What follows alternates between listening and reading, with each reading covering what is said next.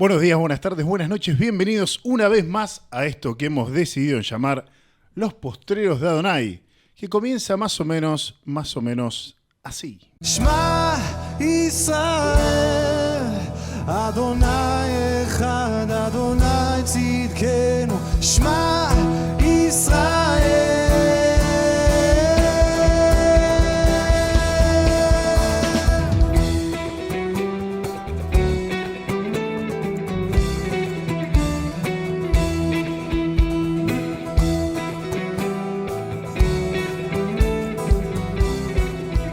Damos comienzo al programa más atrevido, dificultoso para nosotros de Los Postreros, porque el día de hoy vamos a empezar a tocar el nuevo pacto. Pero antes de comenzar a describir el programa, me es menester dar paso a quienes hacen de Los Postreros una realidad.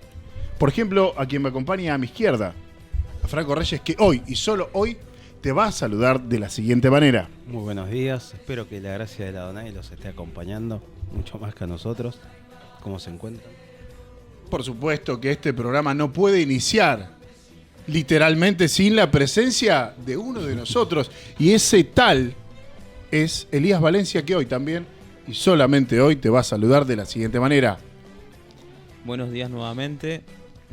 Hoy es un programa especial, como decías, José, ya que vamos a tocar algo que no se toca muy a menudo o no se explica como se debería. Vamos a hacer el intento, que es acerca del nuevo pacto.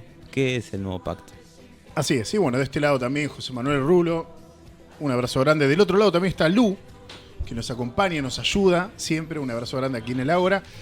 Y claro, el programa que nos embarga el día de hoy, que nos trae, que nos convoca, es el nuevo pacto. Y claro, para nosotros es el programa más desafiante de todos, porque requiere poder no solo adquirir la información necesaria para poder conocer el nuevo pacto que engloba el Evangelio en sí, sino poder bajarla y comprimirla y expresarla de una manera que sea elocuente, sencilla y entendible para todos. Es un programa que va a ocupar más de un episodio, o sea, es una serie, la serie del nuevo pacto. Constará de partes proféticas, constará de las claves, las condiciones, los cumplimientos, constará también de aplicación diaria. Tocaremos temas que en general a muchos incomodarán. Los romanos papistas se sentirán incómodos, los protestantes también, los reformados también, los judíos también. Básicamente es desafiante también por el rechazo que podemos sufrir debido a todo lo que vamos a hablar en esta serie que comienza a continuación, donde hablaremos cosas bastante impopulares, pero que estamos obligados a tocar y a tocarlo de esta manera. De la manera en la que habló uno de los profetas que nos va a enmarcar todo este nuevo pacto, y es el profeta Jeremías. Y así es como comenzamos Los Postreros, y así es como comienza el nuevo pacto, citando a Jeremías. Y alguien me puede decir, bueno, pero ¿qué parte de Jeremías? El comienzo de Jeremías. Jeremías capítulo 1. Y van a ver que este programa va a ser bastante serio en algunos momentos, porque el tema lo es. Jeremías capítulo 1 va a relatar el llamado de Jeremías.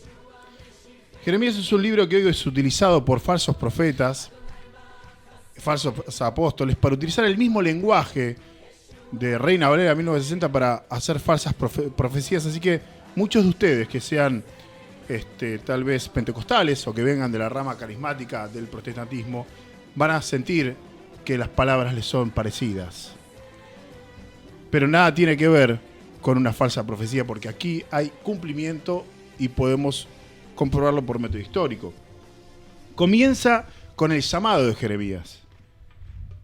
En el versículo 5 dice, del primer capítulo dice, antes que te formase, en el vientre te conocí, y antes que nacieses, te santifiqué, te di por profeta a las naciones. Responde Jeremías, y yo dije, Ah, Señor Jehová, he aquí, no sé hablar porque soy niño. Versículo 7 dice, y me dijo Jehová, no digas soy un niño, porque a todo lo que te envíe irás tú y dirás todo lo que te mande. No temas delante de ellos, versículo 8, porque contigo estoy para librarte, dice Jehová. De la misma manera vamos a arrancar nosotros, muchachos. De esta manera. ¿Sí? O sea, sintiéndonos niños, sintiéndonos incapaces, bueno, con la valentía que tuvo este tipo, porque vos no sabés la que vivió, ¿eh? Con la valentía que tuvo este tipo, con esa misma valentía te vamos a hablar nosotros. Por eso arranqué ya diciendo, mirá, los pentecostales, los carismáticos protestantes, utilizan el lenguaje de la traducción de Reina Valera en 1960 para hacer falsa profecía y utilizan principalmente Jeremías. Bueno, así arrancamos. Y así va a ser todo el programa, básicamente, todos los episodios. Jeremías es llamado en un momento en el cual la nación de Israel, la nación de Israel se había corrompido completamente. Y le va a dar varios mensajes. Va a predicar durante 20 años. Y Baruch, su escriba, su ayudante, va a, digamos, reunir todos esos textos en un solo rollo. El rollo de Jeremías. Así que va a ser un programa muy especial. Esto va a ser una pequeña introducción realmente, lo que vamos a tener hoy. Pero también me gustaría escuchar a ustedes, amados hermanos míos, ¿qué opinan del nuevo pacto? ¿Qué significa para ustedes personalmente? ¿Y cómo lo resumirían en pocas palabras? A mí me llamó mucho la atención que no hay tanta información hablada por hermanos al respecto. O sea, si uno se pone a buscar o investigar, no va a encontrar tanta información al respecto como si buscamos, por ejemplo, la deidad de Yeshua, por decirlo de alguna forma, o los atributos de Dios. O sea, es muy difícil encontrar información de lo que piensan otros hermanos al respecto. Y la información que hay, por lo menos en mi opinión, me parece que le hace falta más prioridad. Hablamos de información audiovisual. Sí, audiovisual. Contemporánea, digamos. Exactamente. Algo que hable el mismo idioma de que se habla ahora, en nuestra generación. ¿Vos, Eli, qué opinás? Primero, con respecto a los pentecostales, lo que leíste, cuando dice profeta de las naciones, es lo que utilizan mucho para autodenominarse o denominar a otra persona profeta. Te envío como profeta de las naciones, utilizando y malversando estas palabras que le dijeron a Jeremías específicamente. A eso Sí, y es más, vas a ver que, bueno, a medida que lo vayamos citando, vos mismo lo vas a escuchar, dice, he aquí dice Jehová, y así van. aquí dice el Señor, lo usa, Señor, y mi palabra se cumplirá, ¿no? Y ellos utilizan el mismo lenguaje para mandar fruta, ¿no? Para mandar falsas promesas y falsas profecías sobre gente para reunir dinero, principalmente, o por lo menos poder, o por lo menos fama, pero siempre por un fin espurio, ¿no? Porque si vos no escuchaste la voz del Creador, no podés decir. Él me dijo. Él me dijo. Bueno, y con respecto al nuevo pacto, cuando me preguntan o yo pregunto acerca del nuevo pacto, lo primero que espero es Jeremías 31. Pero la gente, en vez de decir Jeremías, ni siquiera sabe que está en Jeremías 31, va y dice, bueno, Mateo capítulo 20 y tanto, donde Yeshua instaura la cena del Señor, ¿no? Este es mi nuevo pacto en mi sangre, y solamente citan eso, o dicen... Algunos sábados 1 Corintios 11:25, no, alguien que sale ya de los evangelios se va a las Paulinas. Sí, pero lo resumen como diciendo, bueno, es la vida de Yeshua, ya no estamos bajo la ley, pero se quedan ahí en lo superficial nada más, y no siguen profundizando acerca de qué es realmente el nuevo pacto. Sí, bueno, justamente el desafío y el temor, por lo menos de mi parte, porque me doy cuenta, digamos, mis incapacidades y lo grosero del tema en cuanto a cantidad de información y en cuanto a importancia. Claro, el tema, digamos, trasciende a Moisés, trasciende a reyes, a los reyes de Israel, trasciende y, digamos, es como que va a traspasar todo el Tanaj, todo el Antiguo Testamento. Y todos los pactos. todos los pactos, Isaías, Jeremías, Ezequiel, Daniel, son necesarios sí o sí nombrar. O sea, es imposible hablar del nuevo pacto sin hablar de Jeremías, sin hablar de Ezequiel, sin hablar de Daniel. Es imposible. Es imposible. Entonces, es imposible hablar del nuevo pacto si no hablamos de Moisés, si no hablamos de la Torá. Entonces, ver que el nuevo pacto se toma desde, como decía Eli, desde los evangelios. Algunos osados toman algo de Corintios y los más osados agarrarán Gálatas y Hebreos, pero en realidad, si nosotros no entendimos primero el pacto sinaítico, el pacto mosaico y el pacto edénico, el pacto adámico, es imposible entender el nuevo pacto. Es imposible entender la aplicación del nuevo pacto. Es imposible entender qué me corresponde a mí. Entonces hay una cronología necesaria. O sea, hablamos de que necesitamos conocer el antiguo pacto, entender el enlace que hay del antiguo pacto con el nuevo pacto, las especificaciones del nuevo pacto, el cumplimiento del nuevo pacto, poder, digamos, registrarlo en la historia.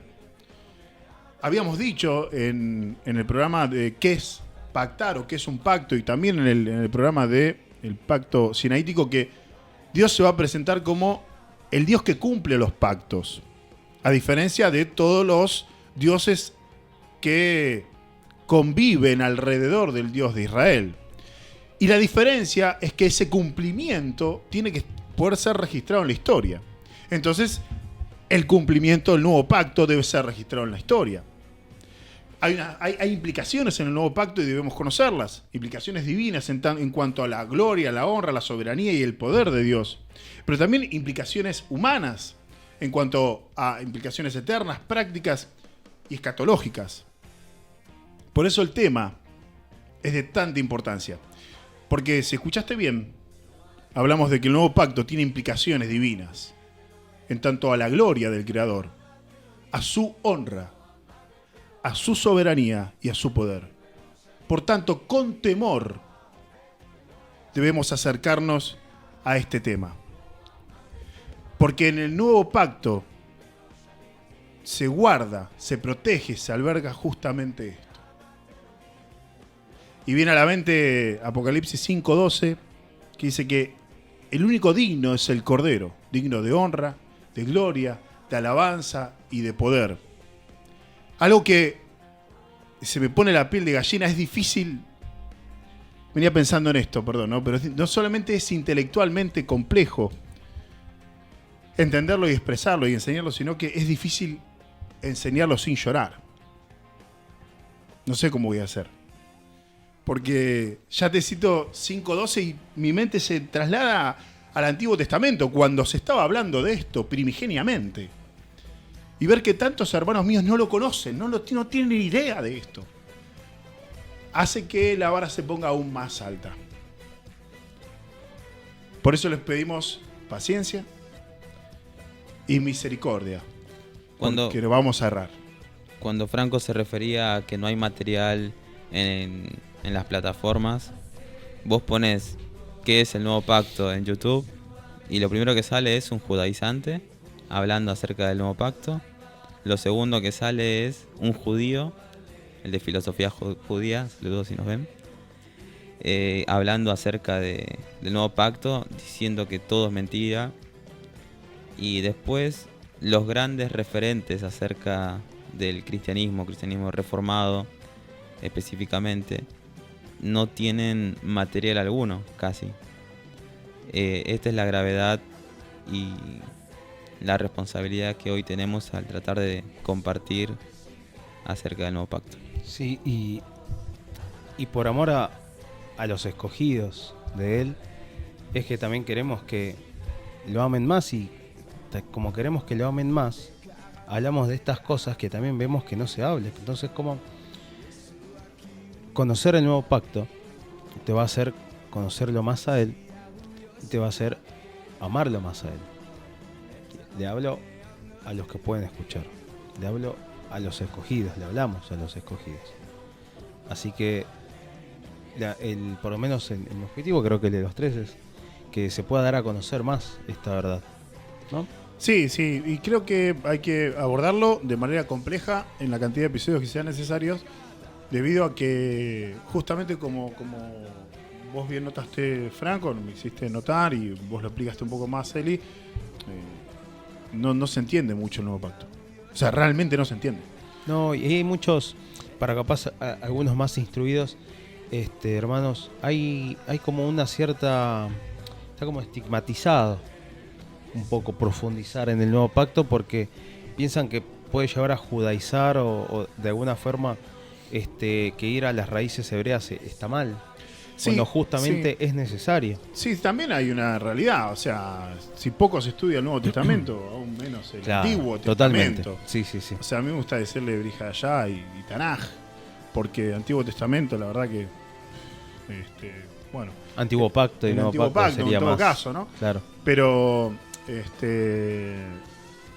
también yo hice una introducción indicando de que se iban a enojar con nosotros todos, porque acá hay blasfemias terribles como la teología del reemplazo, cosas que iremos viendo, que es una blasfemia tremenda.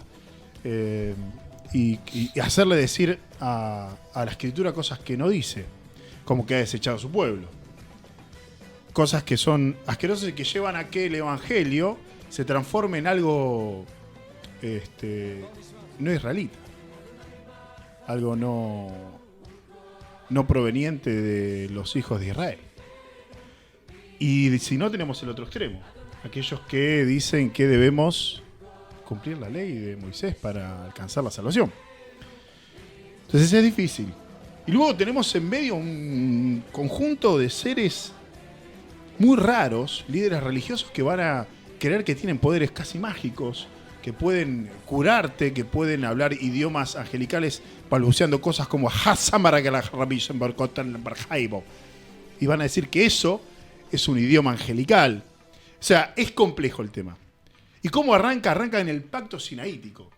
Claro, en Éxodo capítulo 19 al 24 se va a establecer lo que nosotros ya explicamos en el capítulo anterior.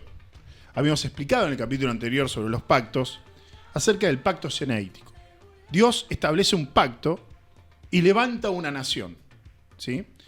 El objetivo es levantar una nación que lleve su nombre, que sea luz a las naciones, a las otras naciones, y que sea una nación santa y de sacerdotes. ¿Bien? Y hay ahí entonces, en Levítico 18:5, un versículo que es clave.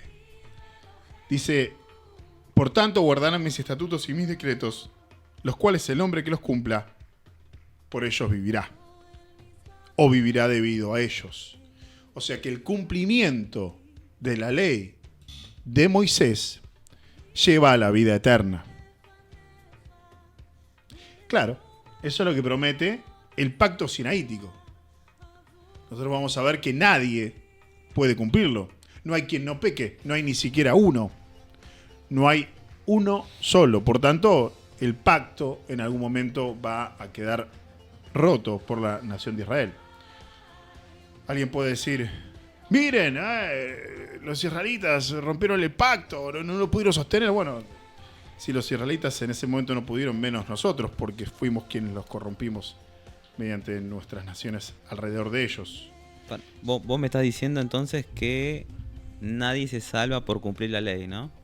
Entonces, ¿cómo hicieron los personajes del antiguo pacto para poder salvarse si no pudieron cumplir la ley? ¿O acaso vos decís que Abraham no fue salvo, David no fue salvo? ¿Cómo se resuelve eso? Bueno, la pregunta es excelente porque va a haber personas que van a creer que existe una dispensación donde la salvación es por obras, pero esto no es así. La Escritura dice claramente que la ley se introdujo para dar a conocer el pecado, ¿sí? Y como un ayo que nos lleva al Mesías, ¿sí? Por tanto, todos aquellos que estaban en el antiguo pacto, y esto lo vamos a ver en declaraciones de David de manera constante, confiaban en que la salvación vendría de Jehová porque de ellos no podía venir porque habían pecado. ¿Bien? Bien, o sea, para entender un poco más, o para que se entienda un poco más. Cuando decís dispensación, que es como administraciones distintas a lo largo del tiempo, algunos piensan que en un periodo de tiempo, si hacías estas obras, ibas a ser salvado, es decir, que por esas ibas a ser salvo por obras. Después es ahora, por gracia, por fe. Pero vos estás diciendo que si tenían fe que la salvación venía de Jehová, iban a ser salvos. O sea que, de la misma forma que es por gracia y que es por fe, ahora lo era en los tiempos de los profetas. Respondiendo lo que decía Elías. Claro, porque si no tendríamos 2 evangelios. Claro. Ellos tenían la fe en que Jehová iba a enviar a alguien que pudiera salvarlos, porque sabían que ellos mismos, por sus propias obras, no podían ser salvos, dado que siempre apelaban a la misericordia y a la gracia de Dios. Y esto de verdad, recordando un poco, se ve bastante en los profetas, porque dicen que la salvación solo va a venir y solo viene de Jehová. Y constantemente, al ver el pecado de ellos, el pecado del pueblo, ruegan por misericordia. Ruegan por misericordia y afirman que la salvación solo viene de Jehová. Para dar un poco más de luz a la respuesta de... Tal de cual. Eli. Además de que, por supuesto, como dice Gálatas 3, 15 y 16, acerca del pacto abrámico, que aún no lo hemos tocado, la salvación vendría, esto es un pacto incondicional de parte de Dios para con Abraham, vendría la salvación a través de Abraham. Y Dios promete a Abraham levantar un pueblo, más allá de lo que hiciese Abraham o sus hijos, y que ese pueblo sería tan numeroso como las estrellas del cielo. O sea, digamos, ya desde el pacto anterior, desde el antiguo pacto, viendo desde el pacto sinaítico, del pacto mosaico, vos mirás para atrás, había un antiguo pacto. ¿Sí?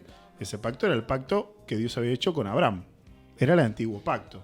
No por antiguo significa que no existe más, ¿bien? Sino que es el anterior. Entonces el antiguo pacto, que era para el sinaítico, que era el abrámico, era un pacto de fe. ¿Sí? En ese pacto nunca se quebró, como ningún pacto queda quebrado en el sentido de que es soltado por Dios, digamos, de que queda, digamos, vamos a decir, sin validez. De la misma manera como el pacto mosaico, el pacto sinaítico, el antiguo pacto, visto desde el nuevo pacto, el antiguo pacto tampoco es abolido por Dios. Bien, entonces, Porque te das cuenta que todo tiene que ver con todo, ¿no? Que es como una mejoría de pacto, pero no desechado totalmente el otro, sino que mejora la promesa y las condiciones. claro, ahora hace un tiempo atrás se le empezó a decir teológicamente el pacto renovado es el nuevo pacto. O sea, realmente uno tiene que tomar las palabras de Jeremías, es el Brihayá, es el nuevo pacto. Pero sí, el pacto está basado en el anterior. De la misma manera como el sinaítico estaba basado en el abrámico, de la misma manera el nuevo pacto tiene su origen en Moshe, en Moisés. Es así. Claro, no puede haber un nuevo pacto si no había un viejo pacto. Claro. O sea, hay que darle... Si no había un pacto anterior, no puede haber un pacto siguiente, un pacto nuevo. Claro, Sproul lo llama la renovación del pacto, pero bueno, hay que utilizar la palabra que utiliza Jeremías, ¿no? Que es el nuevo pacto. Claro, porque es un pacto nuevo, porque tiene condiciones nuevas. Entonces, no es que se renovó, si bien vamos a ver nosotros condiciones, que lo vamos a ir analizando teológicamente, condiciones para la restauración. Vamos a ver a Moshe hablando en Deuteronomio 29, digamos, profetizando que Israel iba a quebrar el pacto, pero también en el capítulo 30 vamos a ver cómo también establece que había condiciones para la restauración, y luego también va a hablar ya del nuevo pacto, Moisés mismo, y esto es espectacular. Perdón, tengo una pregunta. Sí, Si el nuevo pacto es a través de Yeshua, ¿no? sí. ¿Por qué los judíos entonces no creen que está el nuevo pacto o que estuvo en su momento? No sé cómo. Es muy buena pregunta, ¿por qué no creen? Es muy buena, bueno, Porque sé que todavía, como que ellos todavía no se cumplió, según el libro de Jeremías. ¿El libro se dice? Perdón. Sí, perfecto. Como que todavía están esperando que Dios cree una tierra justa, el reino de los cielos, algo así. Efectivamente. Muy claro. vago, lo sé, pero... Claro, es así, tal cual. Los judíos no creyeron y no creen en Yeshua la mayoría, la gran mayoría, o últimamente ha habido un avivamiento en este sentido. Hay muchos judíos que empiezan a creer. Pero cuando vino Yeshua no creyeron, y esto estaba establecido por parte de Dios que no creyeran, porque el Mesías vino en la generación malvada, dice la Escritura. El Mesías tenía que venir, cumplir la ley, o sea, cumplir el pacto sinaítico, cumplir la ley de Moisés, tenía que cumplir y tenía que morir. Pero si él venía en una generación que no sea totalmente corrompida y malvada, todo el mundo iba a reconocer que era el Mesías y no iba a poder morir. Entonces el Mesías viene y cumple una profecía, que es la profecía de que en el momento en el que haya un gentil sentado en el trono de David, ahí va a venir el Mesías. Esto dice la Escritura. Bien, sucedió, estaba Herodes y nació el Mesías. Y vino en la generación malvada, una generación de líderes de Israel cual no hubo antes ni habrá, que estaba completamente corrompida. O sea, más que en los tiempos de Jeremías, donde había hasta gentiles, donde había un grupo llamados saduceos que ni siquiera creían en los profetas. En los profetas y en la resurrección. ¿No? Estaban unidos al Imperio Romano, corrompidos totalmente. Entre ellos, por supuesto, siempre había redimidos. Entonces, ¿cómo iban a creer? Si quien venía no venía a darles el poder. Es más, venía a quitárselos. Ellos esperaban entonces, los judíos en ese momento, un Mesías rey. Y ahí había una disputa teológica en ese momento, que era Mashiach ben Yosef o Mashiach ben David. ¿Qué significa esto? Mesías hijo de José y Mesías hijo de David. O sea, esperaban que venga el Mesías hijo de José, el Mesías sufriente, y el Mesías hijo de David, el Mesías rey. Y la disputa teológica que había hasta ese momento y antes era el Mesías, que es el mismo Mesías que viene, sufre y muere y después viene a reinar, o son dos Mesías distintos. Entonces, como el corazón de los líderes de Israel estaba totalmente corrompido, no lo reconocieron, no lo quisieron reconocer. Ellos estaban esperando al Mesías hijo de David que los liberara del pueblo de Roma. Y les diera el poder que tenían a través de Roma. Claro, y como vino Mesías hijo de José, que fue el siervo sufriente, el cordero que murió por nosotros, ellos lo rechazaron y lo siguen rechazando hasta el día de hoy, y ellos creen que no hay Mesías. Y lo peor de todo es que sabían que en esa época que estaba Yeshua iba a venir el Mesías. O sea, lo estaban esperando. Estaban a la expectativa. Porque estaba profetizado la cantidad de semanas. Y estaban esperándolo, pero de todas formas lo rechazaron. Sí, otro punto para entender que era la generación malvada. Una generación de víboras, va a decir el Mesías Yeshua. Es que es el continuo cambio del sumo sacerdote de Israel, el Cohen Gadol, que era designado por Herodes o por Roma a dedo, cambiado, en donde, digamos, todos nos acordaremos de Anás y Caifás. Caifás, sí. ¿No? Dos en un periodo de muy pocos años. Claro, eran puestos a dedo de manera política. Claro, era todo político, no era el orden que había establecido Dios en una teocracia, ¿no? Sino que lo manejaba todo Roma. Lo manejaba todo Roma a través de los saduceos, y acá es donde ya empezamos a hacer alguna diferencia.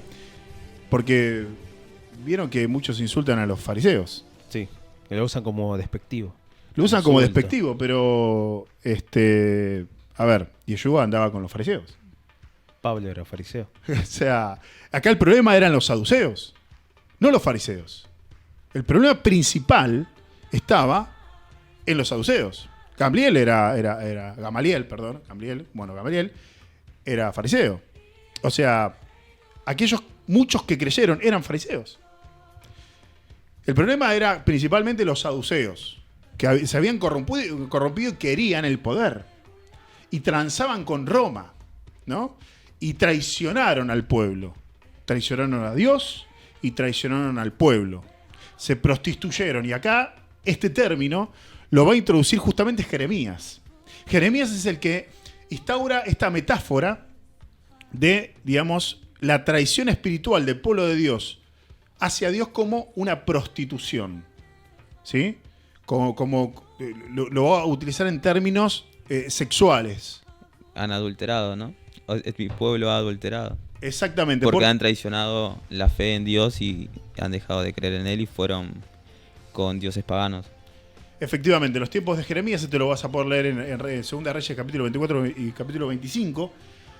El pueblo se había extraviado enormemente, y tanto así que hacía rituales basados en los dioses paganos de alrededor. Algunos sacrificaban niños.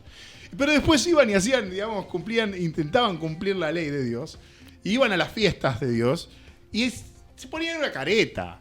20 años estuvo Jeremías predicando acerca de que iba a venir el juicio. Esto lo vamos a ver también. Entonces, la pregunta de por qué no creyeron es no porque Yeshua no haya cumplido lo que se esperaba, porque los sabios de Israel especificaron Yeshua, Mashiach ben Yosef y Mashiach ben David, sino porque la élite del poder en ese momento esperaba poder y más poder. Pero Yeshua no vino a eso. Yeshua vino a terminar con la prevaricación, limpiar el pecado. Claro, era Mashiach ben Yosef, era el Mesías en la versión de hijo de José de Génesis, ¿sí? Siervo sufriente que sus hermanos lo rechazan y lo venden a Egipto. Bueno, esa versión vino. Pero los líderes, principalmente saduceos, no fariseos, esperaban a alguien con poder, para no perder el poder que tenían ellos. Pero de repente ven a un tipo humilde, que no había parecer en él ni hermosura como para que le apreciemos. No era ni rubio ni de ojos celestes, ¿eh? No había hermosura en él ni parecer. No había cosa humana para que sea apreciado, a diferencia de cualquier otro tipo. No era un romano de 1,85 m, pelito rubiecito, ojos celeste, no. Era un israelita de la tribu de Judá, del linaje de David, nacido en Betlehem, en Belén. O sea, más judío que eso no había. Y judío de judío porque viene de la tribu de Judá. Y es judío, o sea, era bien judío. Y no había parecer en él. O sea, vos lo veías. Yo te pongo 10 personas y en el medio te pongo a Yeshua en ese momento. Y vos no te ibas a dar cuenta cuál era el Mesías. Porque había venido humilde. Y es como decían los sabios, que la primera vez el Eterno iba a venir por abajo, de abajo, dicen los sabios, ¿no? Y así fue, humildemente. Vino y estuvo entre nosotros. Bueno, pero en su segunda venida va a venir como hijo de David, ¿no? En gran poder, con gloria, como un león de la tribu de Judá. Efectivamente, y podríamos, ¿por qué no? Ya que esto es una introducción, citar, después lo vamos a volver a ver, pero podríamos tirar algún dato sobre esto. Vamos a ir a Daniel, capítulo 2, y luego vamos a unir todas estas partes para ir entendiendo con pericia. Vamos a Daniel capítulo 2. Daniel capítulo 2 al 7 está escrito en arameo, una lengua gentil, una lengua no hebrea. Es muy interesante.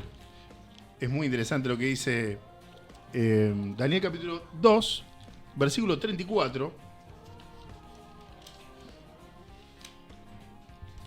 Y acá Daniel va a interpretar un sueño que tuvo Nabucodonosor. Y va a decir, estaba mirando en el 34, hasta que una piedra fue cortada, no con mano, e hirió a la imagen en sus pies de hierro y de barro cocido y lo desmenuzó. Básicamente, Nabucodonosor había soñado que había una estatua que estaba formado por, digamos, 4 aleaciones de metal. Y la última, los pies de barro y metal. Cuestión que Nabucodonosor había soñado que una piedra había sido cortada y lanzada hacia los pies de esa estatua y la estatua había sido destruida, ¿sí? O sea, la piedra desmenuzó, ¿sí? O sea, quien cae sobre la piedra o a quien es arrojada la piedra, desmenuza.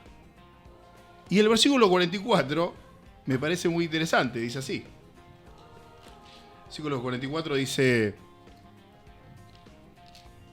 y en los días de estos reyes, el Dios del cielo levantará un reino que no será jamás destruido, ni será el reino dejado a otro pueblo. Desmenuzará y consumirá a todos estos reinos, pero él permanecerá para siempre. Dios hablando de que vendría un reino que no tendría fin.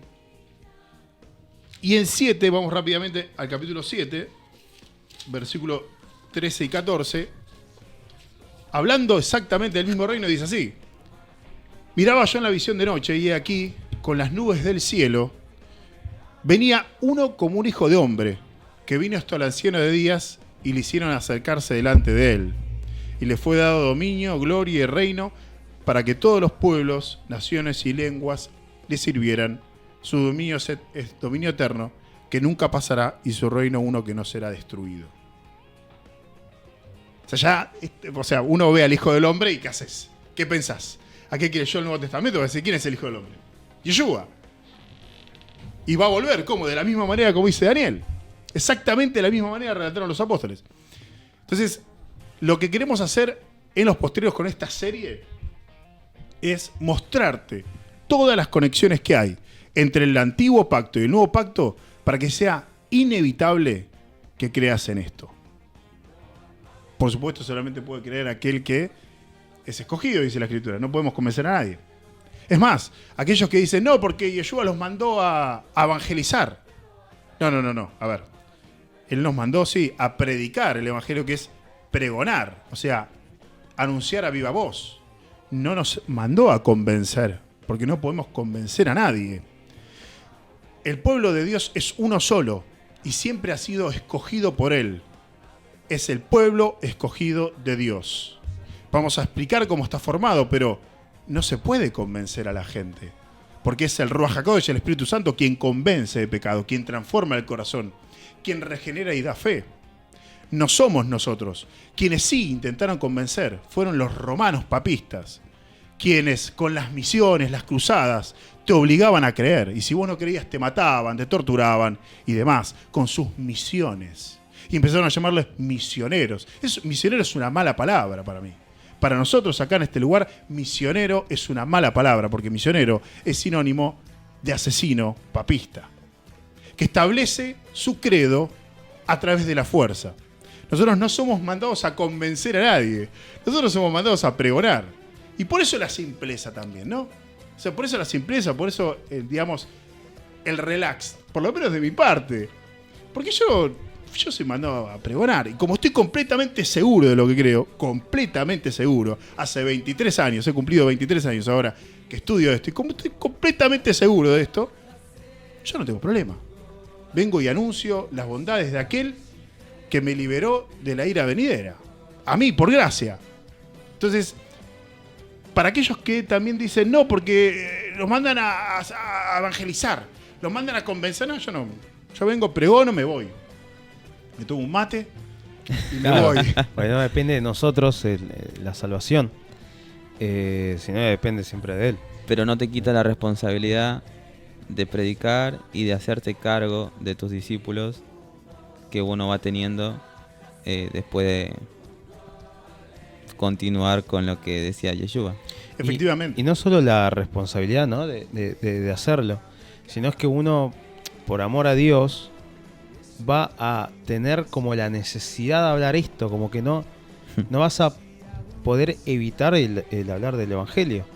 Bueno, Santiago lo explica muy fácil, ¿no? Claro. Dice, aquel que tiene fe y no acciona, o sea, no obra, no se mueve en base a la confianza absoluta que tiene, entonces esa confianza que tiene, esa fe que tiene, en realidad es vana, no cree en eso. Totalmente. Bien, o sea, si yo realmente creo en esto, me voy a mover en base a esto. Y no me va a importar lo que diga la gente. Es similar a que vos digas, mirá, existe algo que se llama semáforo, existe la calle, existen autos, cuando está en rojo no cruces porque te la van a dar. Ahora, si vos estás completamente convencido, tenés una confianza absoluta, tenés una pistis, tenés una confianza absoluta de que esto es así, de que existe el semáforo, vos lo ves, tenés los argumentos para vos, pero vienen 798.934 personas que te empiezan a insultar, a burlarse y a reírse de vos porque dicen ese semáforo no existe. ¿Cuál es el problema? Los que se van a morir son ellos. Yo vengo y anuncio. Me puede preocupar, me puede doler cómo el hombre se pierde, pero después, mientras uno esté seguro de lo que cree, ¿cuál es el problema? El problema está en las religiones que no tienen seguridad en lo que creen e intentan imponer, coercionar la mente y la fe de los demás. Por eso creen que predicar el evangelio es tocarte el timbre a las 9 de la mañana un domingo. Como lo hemos dicho antes, si te tocan el timbre a las 9 de la mañana un domingo para hablarte de su Dios, tené misericordia, campeón.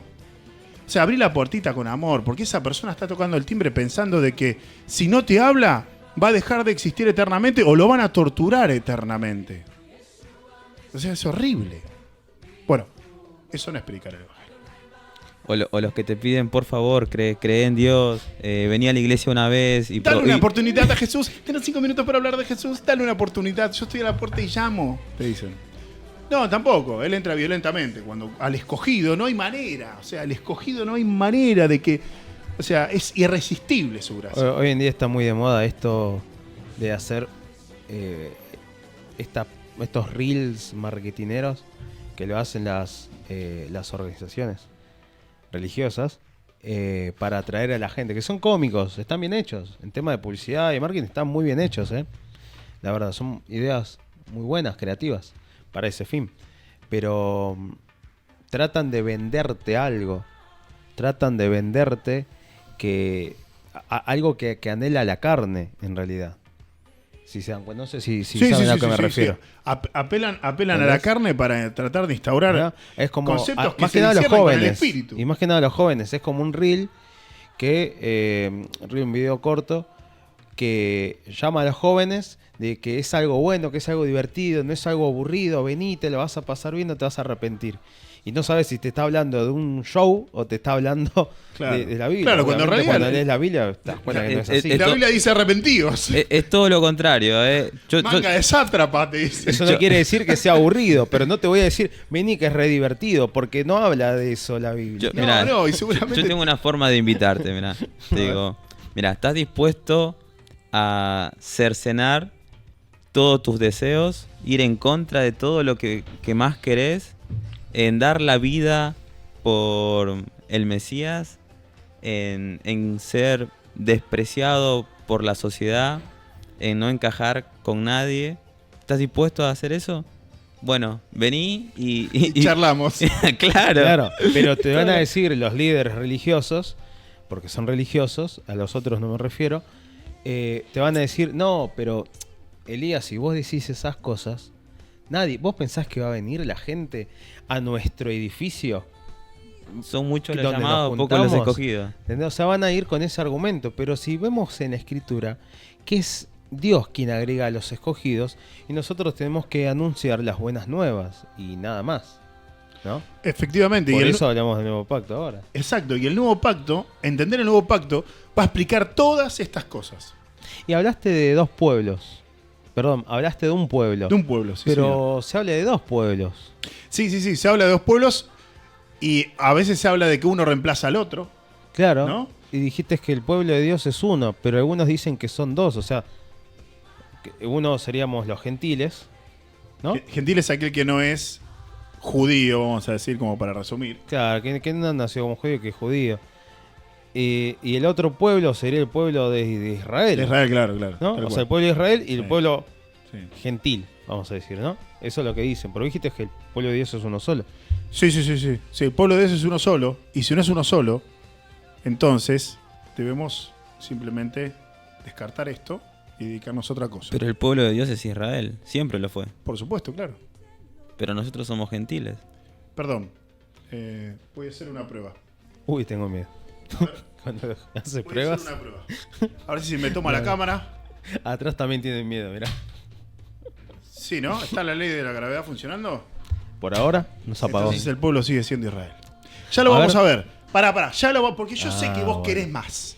yo sé que vos querés más, vos querés ya que te tire el versículo, pero para dejarnos arrancar con esta introducción y en el próximo capítulo, en el próximo episodio, arrancamos y vas a tener que anotar. ¿Lo dejamos para la próxima? Sí. Sí, porque eso Les es un mandamos un tema abrazo grande. extenso. Likeen, compartan y prepárense porque el miércoles que viene vamos a grabar un programa de 2 horas, Dios mediante, donde de manera muy compleja abordaremos el Sí, tema. sí, oren por nosotros, por Muchas favor. gracias Hasta la y próxima. hasta la Muchas próxima. gracias. שמע ישראל, אדוני אחד, אדוני צדקנו. שמע